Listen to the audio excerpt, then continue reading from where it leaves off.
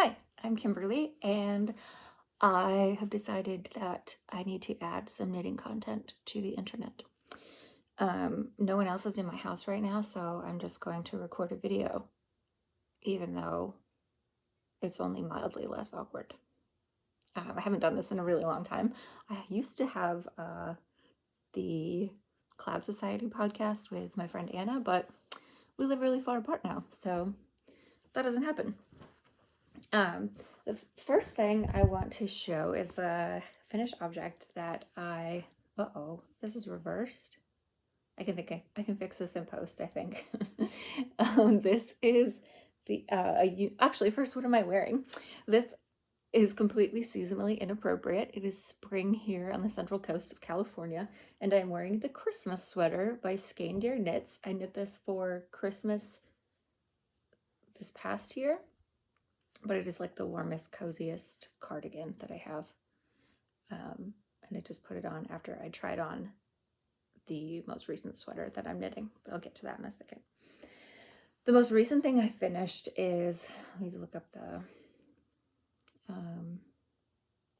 name of it. It's just called Unicorn Hunt Cowl, actually. I just saw Death of a Unicorn, and it was amazing. And it has a lot of unicorn tapestries in it that I had never heard of, but apparently there are a lot of fans of this artwork. I think there are 7 tapestries that go together and tell the story of the hunt of a unicorn, I think, and capturing a unicorn. And there's a sweater I want to knit, but I wanted to test it out on this cowl first. So this is by Marit Noor Sæter. Don't think I'm saying that right, but I believe she lives in Norway. And here she is. This is the horse side. I guess this would belong to the hunter. And then this is the unicorn side. The pattern calls for Rauma Finul, I think. And I did it in this, where'd she go? In Knitting for Olive Merino. And this was not a good replacement. I think it has like 50 to 70 more yards per 50-gram ball than the Rauma Finul. When I did the math originally, it seemed really close, and then I knit it and the gauge is just like way smaller, even though I went up a needle size from the recommended one. So it's very, very tight. I don't think I can even get this over my head even after blocking it. Let me try. But I have a little bonus kid that lives in, much easier actually. Now that I've blocked it, I'm sure this looks awesome, but I don't think I'm gonna be able to get it off. Okay, I'm just not gonna keep going. So anyway, I have a bonus kid that lives in my house a lot of the time, and she will be very happy to find out that she can keep this. I'm gonna knit it again in a sport weight yarn and just a much larger gauge, because I think that will be way more appropriate for the sweater. The sweater is green and yellow and white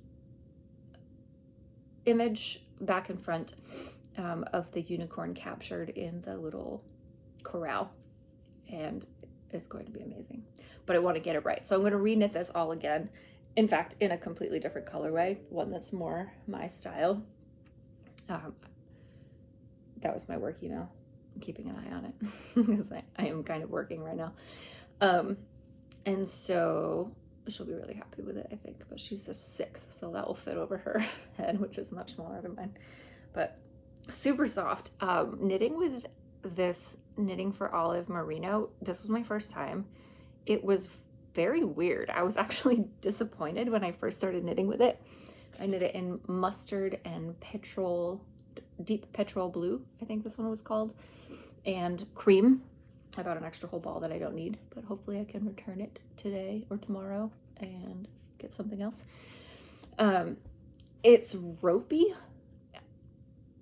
And splitty, which I hate saying splitty, because if it's splitty, you're just using the wrong tools, I think, is what I normally say. But honestly, this was splitty, and I kept splitting it. But yeah, ropey is the best thing I can say. It's very, very thin, very fine. It's a light fingering weight. But once you knit it, like the second you knit it, and it gets, even before blocking, it is so soft and so lovely. So I do recommend it if you haven't knit it before, but just don't be disappointed right away, because once you actually knit it, it's absolutely beautiful. So I'm kind of glad I have all this left over. I might do something, maybe mittens with it. It is non-superwash, so keep that in mind. Like, knitting socks with it would be really lovely. I haven't done a lot of non-superwash socks, but I might do it anyway because it will be so pretty. And it's so soft, but and just like really drapey. This I knit on a size 2 needle, and when I do the sweater, I'm going to go down a needle size for the ribbing, which I always do, but I didn't this time, and it is just a lot bigger. And even blocking it was just like a weird experience. It was just very flary. Looks fine now, but I will go down a needle size for the sweater. I have a lot of other things I need to get done before I cast on the sweater, but I am tempted to, and before I cast on another cowl, but I am very, very tempted. So that's the most recent finish. I just took it off the drying rack this morning. Next, no other real finished objects to show. I am working on, well, it's kind of finished. I'm working on a Harlow hat with spin cycle and Brooklyn tweed. Also, have you heard Brooklyn tweed is going away? They're just not making yarn anymore. They're still making patterns, but something to do with the mill is closing down or something, but just to add to the interesting times that we're living in. This is absolutely beautiful yarn. This is the fingering weight loft, I believe. I've had it in my stash forever. And this is Spin Cycle Rusted Rainbow. Oops, what did I just do? Rusted Rainbow. I knit this first in the large size, and it came out so big. It was bananas. And so I ripped it all out after I had knit like this much of it. In fact, it was so big that it got way past where I am now. See, this was in a cake, and then I wound it into a ball. So I haven't even gotten back to where I was in the large size, and I had knit like half as much. But now I think it's a little too small, and I just don't know if I'm going to wear it as much as I love. Yeah, it's just kind of like, what is this? Is this what it's supposed to be? Oh, actually, now that it's even bigger, do I not hate it? But it's going to be very peaky. Unless I fold the brim, and then still I'm going to have to just make it exactly the right height so that I don't get any peakiness. Am I going to wear it? I don't think so. So I think I'm going to rip this out because I love this color of Spin Cycle, and I could use it on something so much more practical. But here's the other side. Oh, maybe I would wear it this way, but then the Spin Cycle is just getting kind of hidden. So, oh, actually, that's kind of cool. But I'm not going to wear it like this either, I don't think. I don't know. To the frog pond, I believe. I just don't think it's worth it. Technically, Spin Cycle is a sport weight, I believe, but I use it as a fingering weight yarn very frequently. I kind of let it do it both ways. And this loft is a fingering, so I think that's my problem. I did the Harlow hat, which is a sport weight hat, on fingering weight yarn, basically. So that's why it doesn't quite work. So if I did I think I did this as the medium size. If I just do it over again with proper sport weight yarn, I think I might be happy. Oh, see, that's kind of cute. I don't hate it. It kind of, I don't know. I just don't know. I think. But I am missing out on a lot of the color, what's it called? The color gradient, the color flow. Woo, look at that. In the Rusted Rainbow, if I put it in this hat. I'm not going to wear it that way. I don't like that color. It's not my color. but I do love the color, just not on a hat. The hat looks cool once knitted though. It's like, wow, cool hat you made. But no one's gonna say that when it's on my head, because it doesn't look that great on my head. So I think I'm gonna rip this out, even though this was so much freaking work. But this did kick off a brioche era for me. Oh shoot, it's over there. I'll go get it. Definitely worth showing you. Hold on.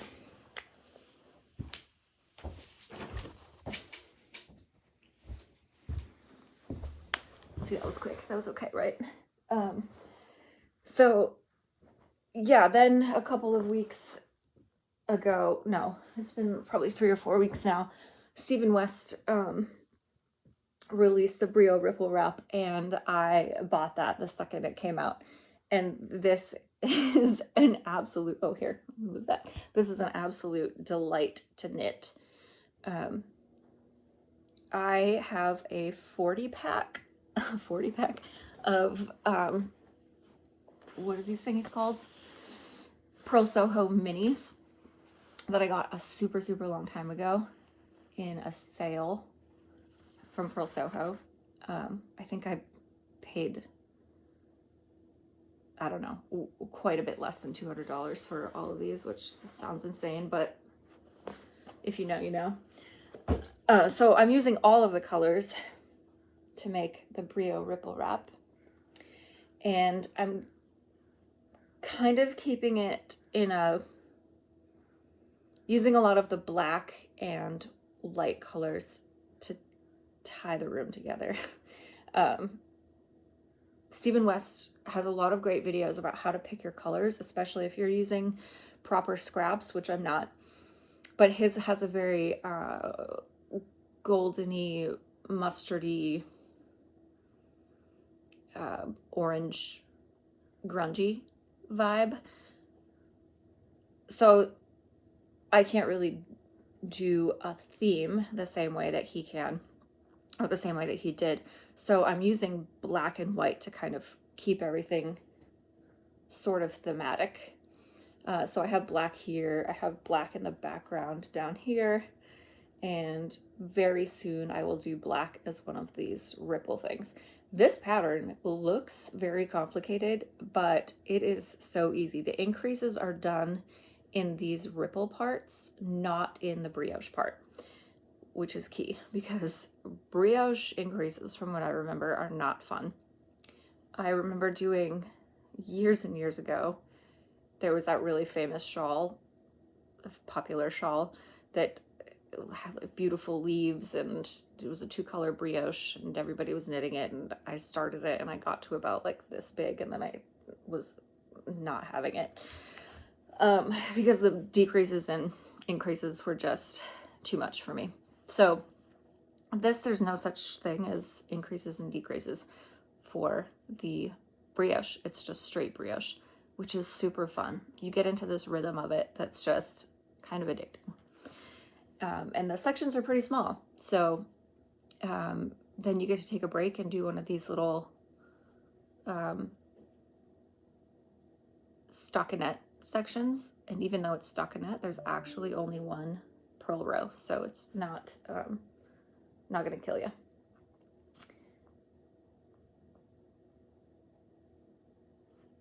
Okay, I'm still keeping an eye on emails. So highly recommend this pattern. It is so, so fun. I haven't worked on this in a few weeks because I am trying to finish up this sweater that I've been working on since December. Stephen West is also doing a stash bust along, and for that you have to use one of his patterns, and at least 50% of the yarn, yes, at least 50% of the yarn has to be from your stash. So this is his painting bricks mitten, but depending on the gauge that you do in the pattern, it kind of ends up being painting honeycombs. So mine's painting honeycombs. This is also Brooklyn tweed. No, it's not. It's not Brooklyn tweed. It's Hudson and West. That's what the purple one is. I don't know the color. No, it's Cabernet, I think think it's Cabernet. I'm not sure. Anyway, it's a purple color. The color's probably not super accurate, but the purple. And then this is Spin Cycle yarn is the inside. So again, I'm not going to get the full range of colors in these mittens, but it's still kind of awesome. This goes from yellow to green. At first, I was afraid these were going to be Lakers mittens, which my partner would be very excited about, but I would not. But then it turns to green, so it's a little better. This is Salty Dog, maybe? Yeah, I think it's Salty Dog and Cabernet, because I was thinking it was like 2 drinks, but I didn't do that on purpose. I had these 2 around and put them together. So these were both in stash for quite a while. This has been in my stash for several months, and then this has been in my stash for a while too. I think I got the purple at the yarn store in Truckee, California, when I was out there on the way back for work. I went out to a house. I visited a house out there, a construction site. So that one's done. Hasn't been blocked, but this one is done and is super cozy. And then the second one, I've only done this much. I'm kind of waiting because I have other things to be working on, and I have until the middle of May to finish up these guys. While we're on it, a Stephen West theme. I have one sock done. I forgot the name of this. Lattice Stripes, maybe. This is from like a 2002 year of socks. Oh, cabled trellis socks. And I started them and got to like this far in 2022. And then I just put them away thinking they're way too difficult. I can't handle them. And never wanted to pick them up again. And then a few months ago, I picked them up and I was like, this isn't actually that hard. It's actually really, really fun. I think I was just in kind of a state of mind where I could only handle easy knitting, and I didn't have the sort of like time home alone to think about difficult knitting. I don't know. I feel like sometimes I just go through phases where it's like, actually not so much anymore, but I used to, where maybe I just kind of doubt my skills, or you just get into a place where your brain is just like, doesn't believe in it anymore. I don't know. None of that makes sense. But anyways, I was like, oh, that's too hard. I can't do it. It's too complicated. I need to only do things that I can just knit without thinking about. And this one seemed like way too much thinking. So it hibernated for so long. And then I finished it up. No problem. Bam, bam, bam. And I started the other one. And now this one has been hibernating for so long. It's all tangled up. And I only have like this much of it left. There's a lot of knitting left to finish the second sock, but I can't wait to have it done because it's going to look super, super cool in my Birkenstocks, which I basically bought just because these socks are going to look good in them. I've never owned Birkenstocks before, but then I bought a pair because I wanted to wear them with these. And now I haven't finished them, even though it's been probably 2 months that they've just been sitting there because I'm working on other things. It's not like I'm doing nothing.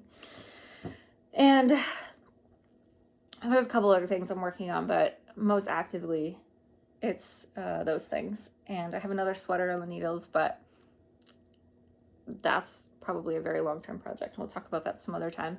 And finally, this sweater. I'm working on the CatKnit Pullover by Andrea Rangel. And this is a fingering weight sweater, which it has to be because that's how you get such a detailed image. And this is in North Bay Fibers Elemental Fingering, which I believe, I don't know if it's always the same breed, but it's breed specific. And this one I believe is Cormo in walnut and sandpoint, brown walnut and the sandpoint. And this is just so fun to knit. Also, I started this in December, did about this much of the cat, and then was like, oh, I can't do that much color work. I have to pay too much attention. And then I just picked it up about a month ago. Yeah, in March, because I wanted to get the color work done to be able to take to a knit night at the local yarn store. And I just plowed through it. It was not a big deal. And, oh, I just dropped a bunch of stitches. Luckily only 3, but that's good for today. Today I've dropped many, many stitches, about 3 times. Oh, okay. A couple stitches dropped down, but I can pick them up later. I have all these little stitch stoppers. What was I talking about?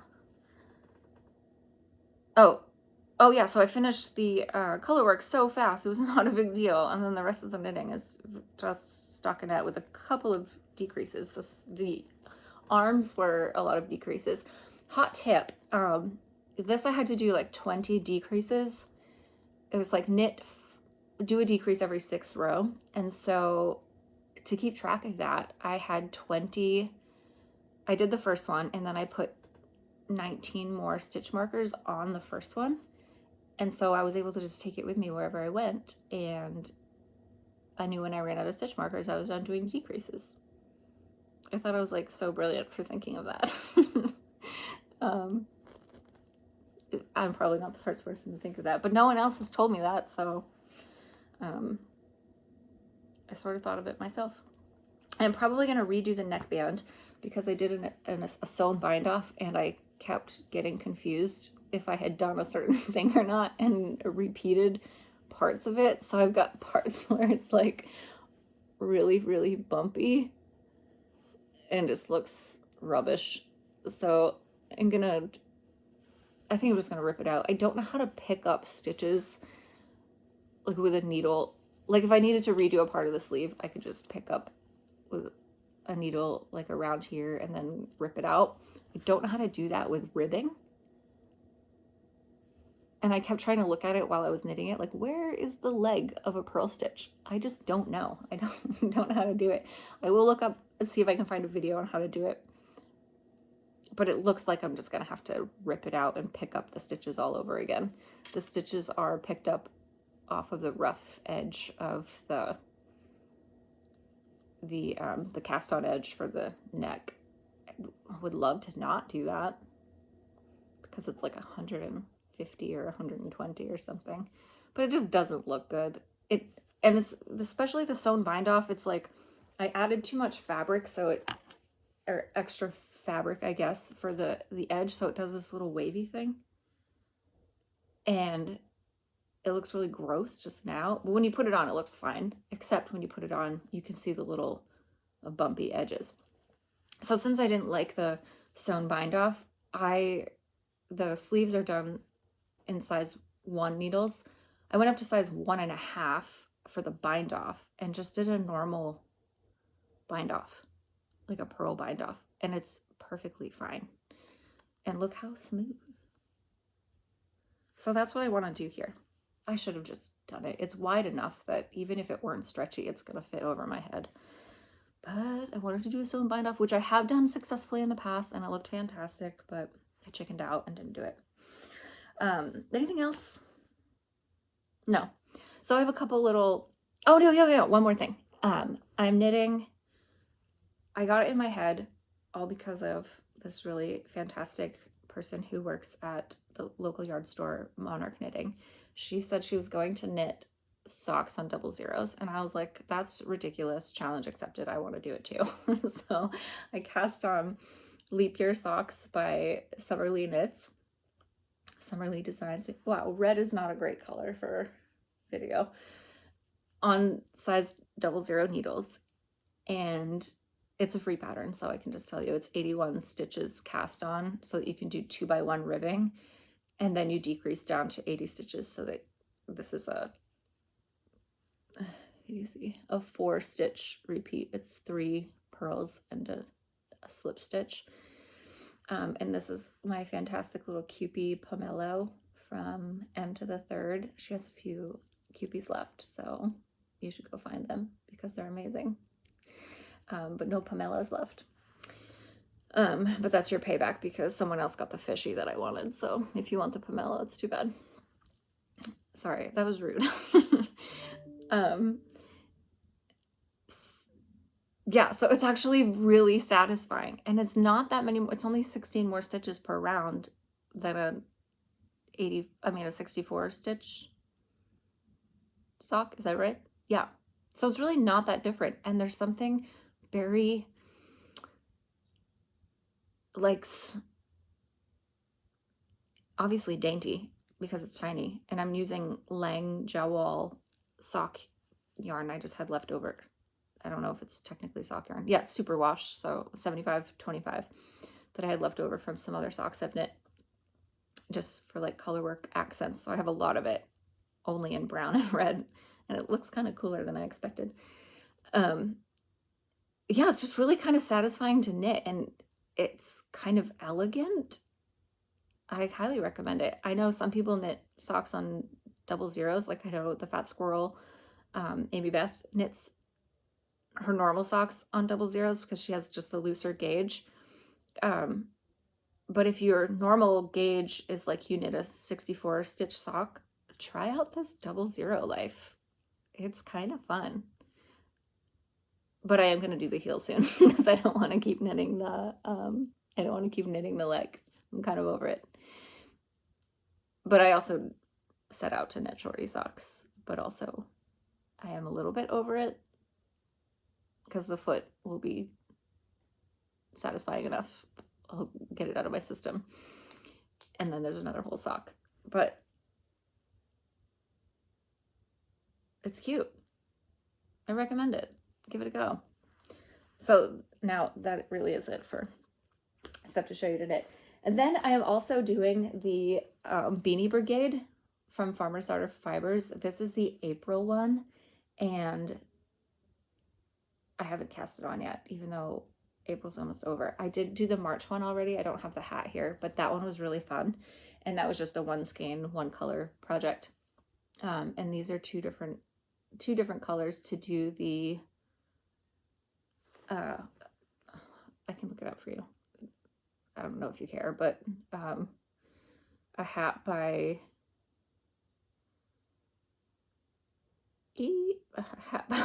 a Maxim Sear called Flipside. Oh, yeah, you can kind of see that.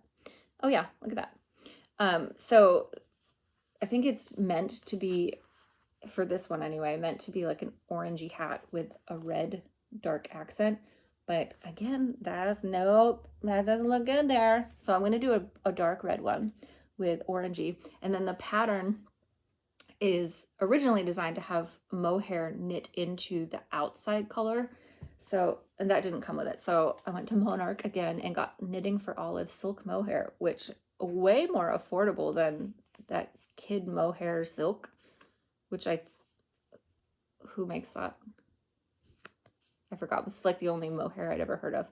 That was like twice the price of this one. This one was only like $13.75 for 50 grams, 25 grams.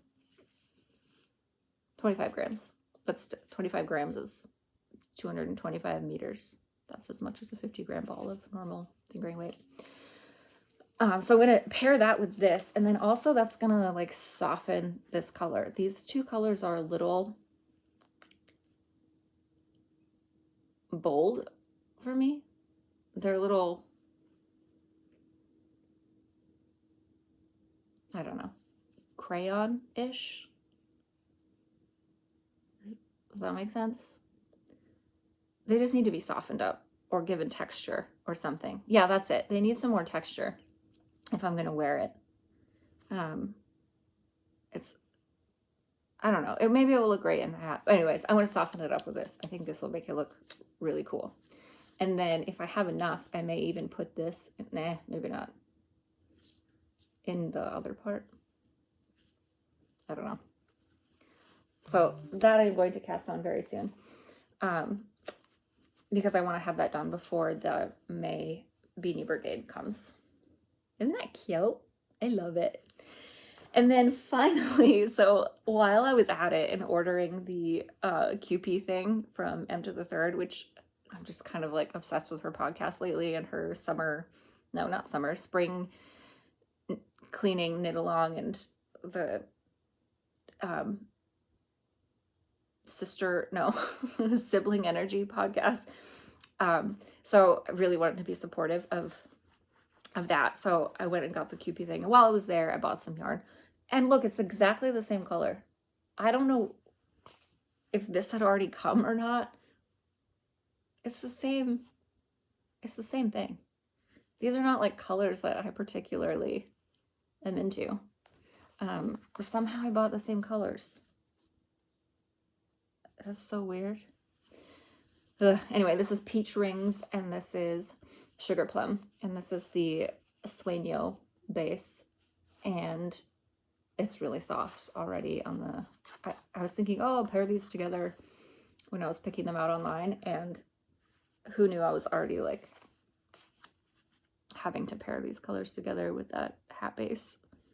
It would be really fantastic to have like mittens on that hat that are just a little bit off. No, well, it would be awful.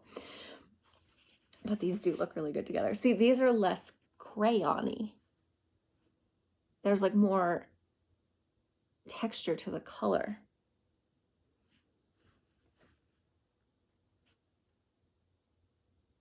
Is it just because of the yarn texture also? See, this is like a smoothie yarn, like a typical, what is this anyways? Peruvian wool, non-superwash. And this is merino wool, but you can just tell they're spun really differently. And I believe this is worsted. And then this one is sport weight. But yeah, the texture's definitely really different. This one's got this really nice, I mean, the Sueño's got this really nice, like, sort of bumpiness. Like a sort of hand-spun look. And then this one is, looks like more commercial. So I'm a weirdo. Maybe I should make two separate things and not put them together. So that's kind of it. I've been using a lot of these Chow Goose shorties, and I had a really funny mishap the other day, actually. I was trying to organize these all because I'd been storing them wrong. Excuse me, I didn't realize that there was like a tiny pocket right there. So these were all really loose, and I organized them all and I couldn't find my zeros anywhere. And I like immediately went to websites to try to find zeros again. I was like, I can't handle just having them missing, so I'm just gonna go buy some more. It's a problem. And then I thought, well, if my zeros are missing and my ones are all there, what am I knitting these other socks with? So these other socks that I'm trying to learn how to knit on 9-inch circulars, and I was like, well, if, you know, what are those on if I don't have my zeros? I've been knitting on zeros all along. And I heard someone mention that their gauge is a little looser on 9-inch circulars, and I was like, well, mine's not, because I'm knitting mine on ones and it's like exactly the same. Well, these are zeros, and I'm getting my normal kind of size 1 gauge. This is Haverland yarns from a Christmas advent a couple years ago, and this is called Pig. Oh, it was a Nicolas Cage advent from a couple years ago. So these are also kind of on hold because now I don't, do I go on size 1 to do the heel, or do I do a size 0? I don't really know. But anyways,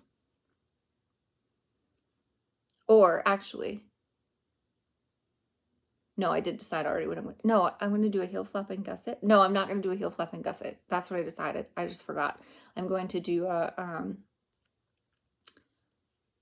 forethought heel. I'm going to put in a little string of yarn and then come back and do the heel later, because I don't want to mess up how perfectly these are pooling or not pooling. They're puddling. Puddling. I think I just made that up. So yeah, I think the heel flap and gusset would possibly do some weird stuff to this that I wouldn't like. So I'm gonna do that. But they're just sitting over there for now in this fabulous yarn bowl. My brother made me this from a tree from my grandfather's property. Yeah, see, it's a burl, and then there was a crack in it naturally, and then he dug out a little extra bit so that the yarn can go through there. And isn't that awesome? I love it. He's so talented. It's just so gorgeous. I always say if I had to grab something, if my house was burning down, I would grab this. Of course, I would want to grab my cats, but they're both too heavy, so I don't think I could open the door for them. They'd find their way out. That's really messed up. I'm sorry. I would grab my cats and my bowl. Fire freaks me out. I don't want to talk about fire. I'm sorry I ended on that. That was weird. Anyway, thanks for joining me. I hope you kind of enjoyed this. I would like to do this more often than once and then never do it again, because every once in a while I think of something, I'm like, man, I've got to share that because that was brilliant. Like my tip for the stitch markers. And also there's never too much knitting content. And I have a hard time finding it. So hopefully this finds its way to you, and I hope that you're happy that you found it. And I will show you some more stuff next time. And hopefully this sweater will be done. I'm on the body now. And I hope to finish this up by the end of the month, which is not that many days. So maybe not the end of the month, but the middle of May at least. So anyway, it's been a pleasure doing this. It wasn't so terribly awkward after all. I think I need to go to work. And I'll see you next time. Bye.